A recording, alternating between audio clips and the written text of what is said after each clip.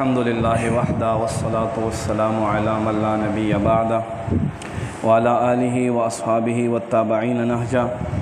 अम्मा बाद फ़अऊज़ु बिल्लाहि मिनश शैतानिर रजीम बिस्मिल्लाहिर रहमानिर रहीम। या बनी इस्राईल अज़्कुरू निअमती अल्लती अनअमतु अलैकुम व अन्नी फ़द्दलतुकुम अलल आलमीन। वक़ाल तआला फ़ी शान हबीबिही व महबूबिही मुख़बिरन व आमिरा इन्नल्लाह व मलाइकतहु युसल्लूना अलन नबी या अय्युहल्लज़ीना आमनू सल्लु अलैहि व सल्लिमू तस्लीमा। दुरूद शरीफ मिना मोहब्बत सरवा अल्लाहुम्मा सल्लि अला सय्यिदिना व मौलाना मुहम्मदिन बारिक व सल्लिम व सल्लि अलैहि। गिरामी कदर लरे निज़दीन रातन को ज़माम शरानो कशरानो मुसलमानानो रूनो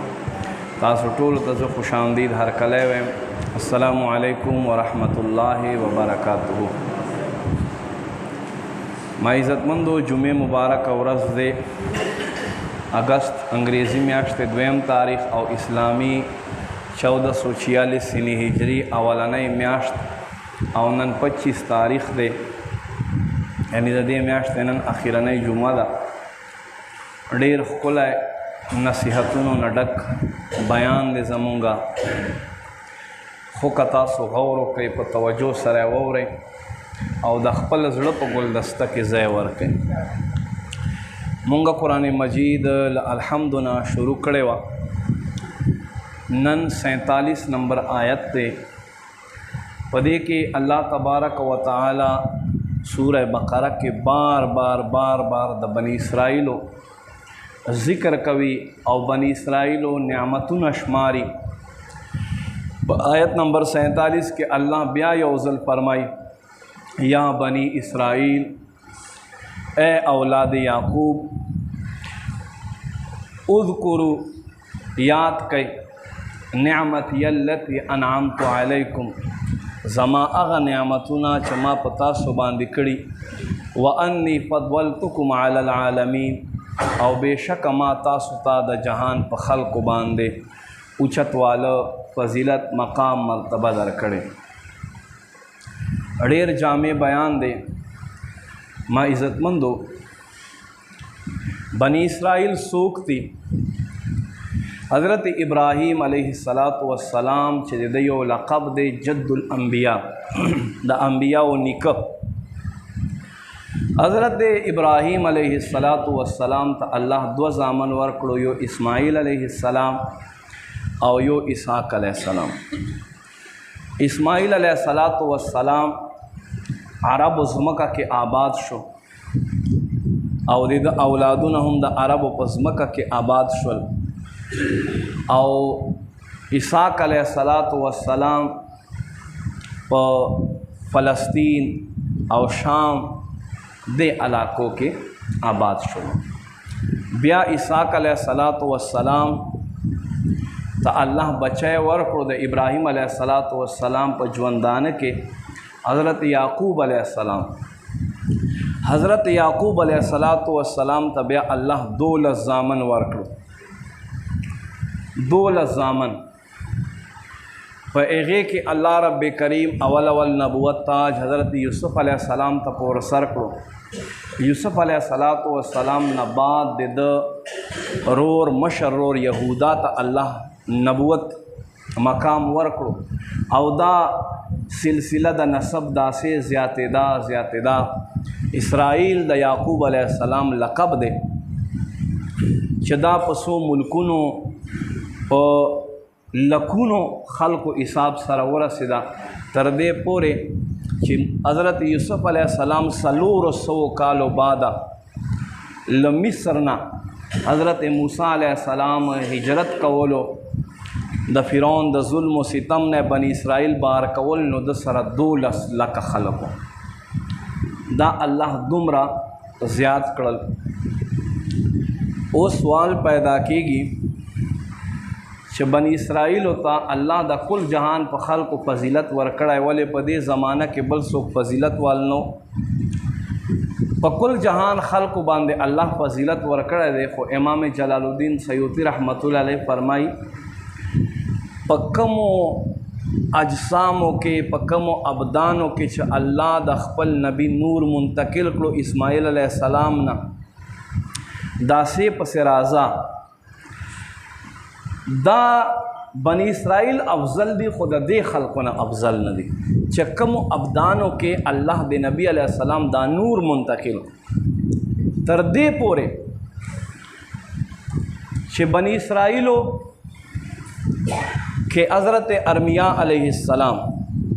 او دیخوا دی نبی علیہ السلام شلم پشت باندې یو نیکه دی حضرت معد رضی اللہ تعالیٰ عنہ حضرت معد رضی اللہ تعالیٰ عنہ چې کله پیدا شو نو اللہ رب کریم حضرت ارمیا علیہ السلام ته وحی وکړه چې لاړ شه او نبی آخر الزمان چې زه کم پشت نه پیدا کوونکی یم هغه په نوم سره د عربو په ځمکه کې یو معد نامي کس دی بوراک بونزا او په دې بوراک باندې راوله او د ده پرورش ته په خپله باندې وکړه نو دی راوستو د ده پرورش وکړو بیا دی چې کله لوی شو خپلې علاقې ته بیا خپلو عربو ته راغی دا سے اللہ بنی اسرائیلو ته فضیلت ورکړی خو نبی علیہ السلام چې په کم پشت کې الله را لیږلو هغه پشت نه الله فضیلت نه دی ورکړی صرف د بنی اسرائیلو پیغمبرانو ته ځکه چې نبی چې دی دا په جهان کې ټول امت نه فضیلت ولې نو یو وخت داسې راغی چې د عربو 40 کسانو په بنی اسرائیلو باندې چړهایي وکړه نو حضرت موسیٰ علیہ السلام د زمانے وقت موسیٰ علیہ السلام دی خلاف بد دعا کولا اللہ رب کریم موسیٰ علیہ السلام منع کړو ورته وی فرمایل اے موسیٰ بد دعا مکوا زکه چې زه په دې نسب کې نبی آخر الزمان را لیږونکی یم بہرحال ما عزت مندو بنی اسرائیل ته الله فرمای وانی فضلتکم علی العالمین ما تاسو ته جهان په خلقو فضیلت درکړو چې فضیلت ورکړو بیا الله رب کریم دوی نه دا نعمتونه ولې واخیستل او وی فرمایل ضربت علیهم الذلة والمسکنه اینما ثقفوا چیرته هم چې دوی زیب پیدا نه کی الله په دوی باندې ذلت واچولو خواري واچول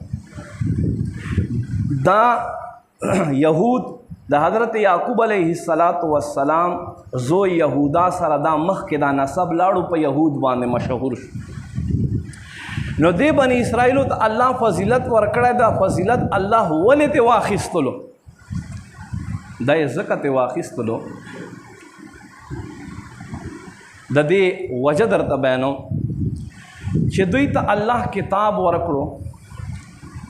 قرآن کې الله فرمایي اے محبوب چې دوی وایي چې مونږه برحق یو بیا فرمایي لما تقتلون انبیاء الله بغیر حق تاسو د الله نبیان ولې په ناحقه قتل کوئ حضرت ارمیا علیہ السلام دوی شهید کړو حضرت زکریا علیہ السلام دوی شهید کړو حضرت یحیی علیہ السلام دوی شهید کړو حضرت موسی علیہ السلام ورته لما تؤذوننی انی رسول الله تاسو ما ته ولې تکلیف راکوئ زه د الله رسول یم او حضرت عیسیٰ علیہ السلام پسې شو حضرت عیسیٰ علیہ السلام الله اسمانوں ته اوچت کړو نو بنی اسرائیلو کې دو خبرې وي یو د انبیاء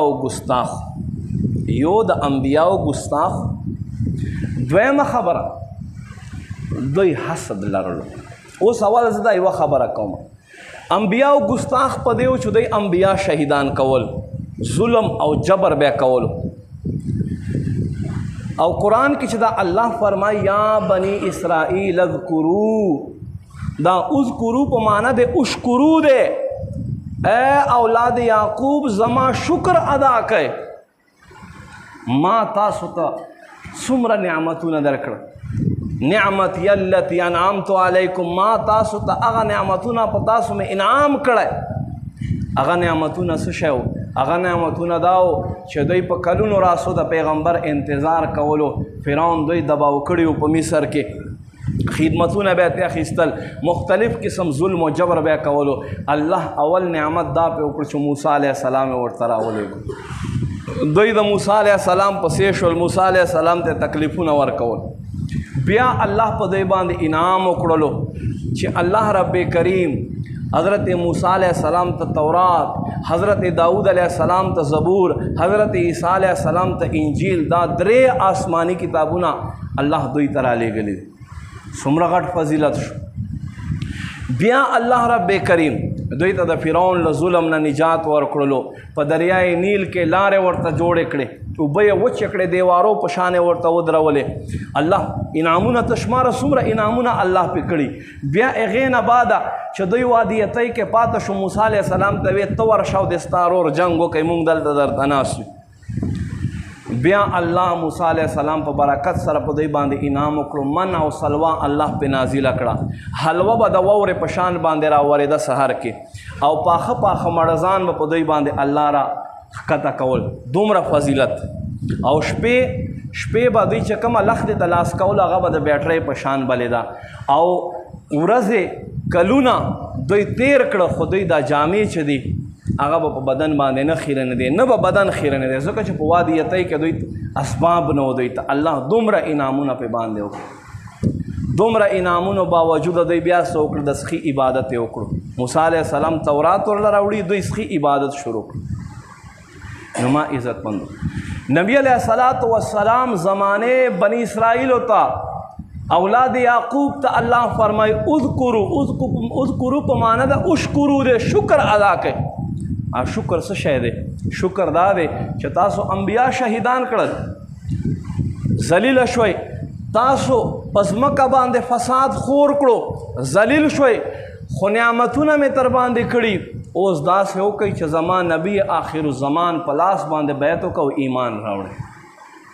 او دا هم قرآن کې الله فرمایي چې بنی اسرائیل ایمان راوړي نو دوی به 2 اجرونه حاصل کړي. یو اجر د آسمانی اولنی کتاب، او دویم اجر نبی آخر الزمان باندې د ایمان راوړل.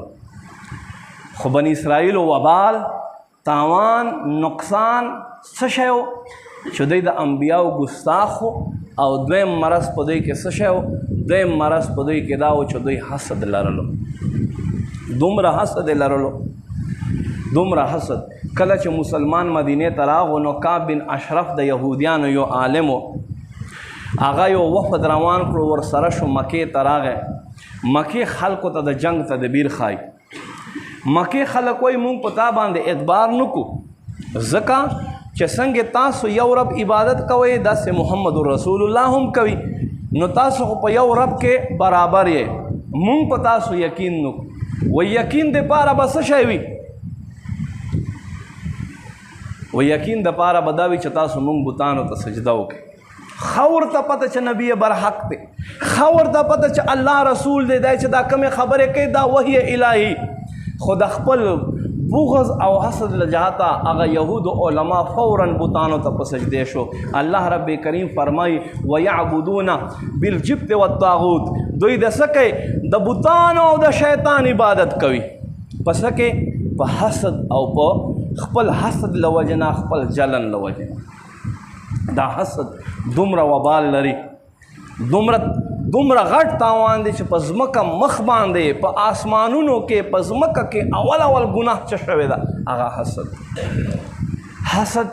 یو سړي سره د یو نعمت وکتلو او دنه دا نعمت د ختمېدا په تمه باندې، او دته دا نعمت الله ولې ورکړی، دې باندې ستا زړه سوځي، دې ته نعمت و، دې ته حسد وایي. زمونږ په معاشره کې عام.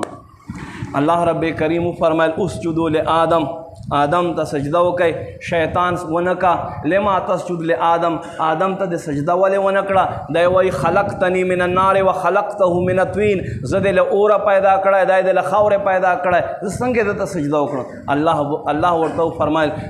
فهبط فانک رجیم الی یوم الدین، کوشه له دې جنت نه، ته زما له در نه شړلی شې تر ورځ د قیامت تا باندې لعنت. څه شی وکړو؟ حسد یې وکړو. حسد پس آسمانونو په جنتونو کې اول حسد وشو.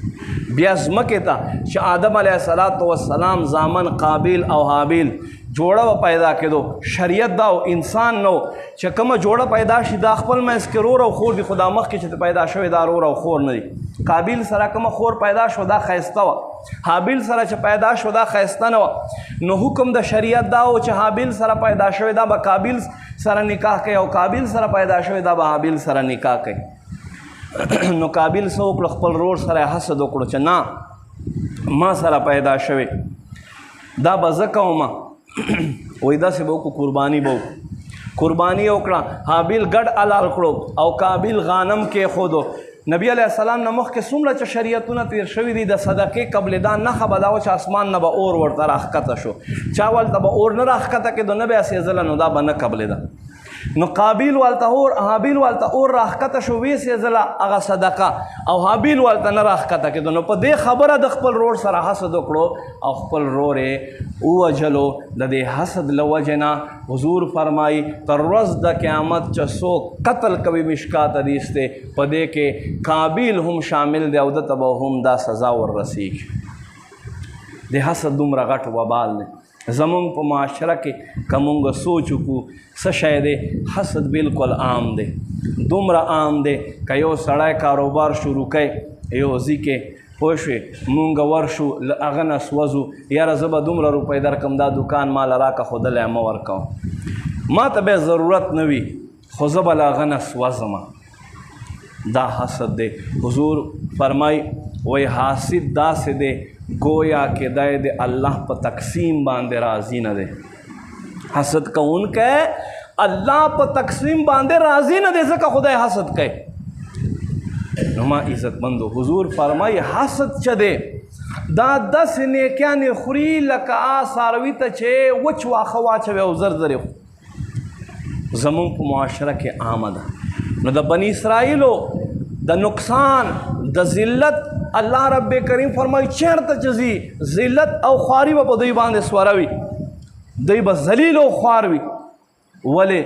چې دوی د انبیاو ګستاخي وکړه او دوی نبی پاک صلی الله علیه و آله وسلم سره حسد ولرلو ایمان په باندې رانوړو خو ورته پته چې دا نبی برحق دی الله محبوب دی نبی آخر الزمان دی الله په اولینو په آخرینو په آسمان والو په ځمکې والو په ټولو کې الله دته فضیلت ورکړی دی او د دو امت ته فضیلت ورکړی دی خو صرف او صرف حسد له وجې نه نن هم یهود وګوره یهود مونږ مسلمانو ته یو دی ولی یو دی هر قسم دی قربانی کوي هر قسمه قربانی ته تیار دی هر مذهب سره دی جوړ لري د مسلمان ماتولو دپاره ولی چې الله نبی آخر الزمان او د امت ته فضیلت ولی ورکړو او دا نبوت چې دی دا بنی اسرائیلو نه عرب و قریشو ته ولی لاړو او الله قرآن کې فرمایي دا خو زما کار دی زه چې چاته نبوت ورکوم په دې کې د چا ذاتیاتو هغه نشته دی نو یاد لرئ علما فرمایي انسان د په خپل نسب باندې فخر کوي الله دې کوي چې کله دی په لار باندې وي چې په لار باندې نه وي بیا د په نسب باندې فخر نه کوي دا د بني اسرائیل الله در په در کړه بخت نصر باچا الله په باندې مقرر کړلو او هغه دوی په دنیا کې وشیندل دا سیکړه چې دوی ته ځای نه ملاو کېدو چې کومې خواته لاړ شو نو ما عزتمندو څه شی د الله په نعمتونو باندې شکر نه ادا کول یو وبال الله په نعمتونو باندې شکر نه ادا کول زمونږ معاشره کې مونږ نعمت څه ته وایو مونږ نعمت چې د عام معاملاتو کې چا سره روپۍ ډېري یاره فلانی باندې الله ښه فضل کړی دی او بل نعمت مونږ زوی نارینه اولاد ته وایي نور د الله نعمتونه مونږ ته نعمتونه نه ښکاري حالانکه د الله دومره نعمتونه دي چې دا یوه ګوته چې دی زما دا ګوته د دې کرښې چې دي دا داسې کرښې دي چې په جهان کې څومره انسانان دي د هغوی د ګوتو کرښو سره نه برابرېږي دا څومره غټ نعمت شو بیا په دا ژبه چې دی تو وګوره دی پښتو هم وایي دی عربي هم وایي دی اردو هم وایي چې څومره دی کوشش وکړو دوره دقه ژبه چې دی دی به هغه استعمالی او الله رب کریم په دې باندې په دې باندې الله رب کریم لس زره ګلینډز کې خودل غدود کې خودل او هر یو غدود چې دی هغه لس زره ذایقې معلوموي لس زره رګونه الله د جال په شان په دې ژبه کې دننه خواره کړي دا څومره غټ نعمت دی خو موږ شکر